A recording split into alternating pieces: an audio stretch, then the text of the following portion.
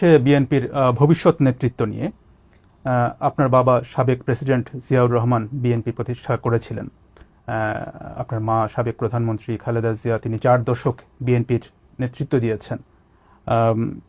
এখন আপনি বিএনপির নেতৃত্বে রয়েছেন, কার্যত দলের নেতৃত্বে রয়েছেন আপনি। বিএনপির ভবিষ্যৎ নেতৃত্বে পরিবারের প্রভাব কতটা থাকে? দেখুন, বিষয়টিকে আমি একটু তাহলে অন্যভাবে উপস্থাপন করি। সব রকম সকলের মতামতের প্রতি শ্রদ্ধা রেখেই আমি বলতে চাইছি। দেখুন, একজন চিকিৎসকের সন্তান যখন চিকিৎসক হয় তখন সে ভালোও করে, সে খারাপও করে। একজন লয়ারের সন্তানও দেখা যায় যে অনেক সময় বাবা মায়ের মতন ভালো লয়ার হয় অথবা হয় না। রাজনীতিবিদদের ক্ষেত্রে অনেকের সন্তান পলিটিক্সে এসেছে, সবাই কি ভালো করেছে? সবাই ভালো করেনি। কেউ কেউ করেছে, কেউ কেউ করতে পারেনি ভালো।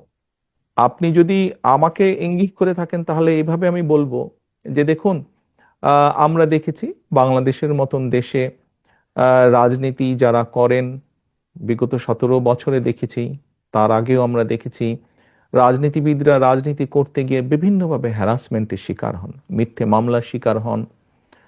আমাদের বহু নেতাকর্মী শারীরিক নির্যাতনের শিকার হয়েছে, জেল জুলুম খেটেছে, ঘর বাড়ি ভেঙে দেওয়া হয়েছে।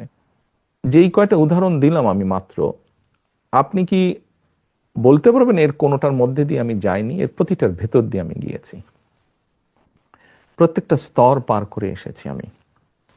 আমি শারীরিকভাবে নির্যাতিত হয়েছি, যেই নির্যাতনের চিহ্ন এখনো কখনো কখনো আমাকে সহ্য করতে হয়।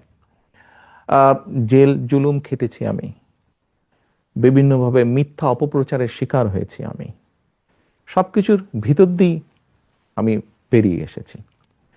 কাজেই এই জন্য এই কথাগুলো আমি বললাম যে রাজনীতি পরিবারীকরণ হয় না, এটি সমর্থনের ভিত্তিতে হয়।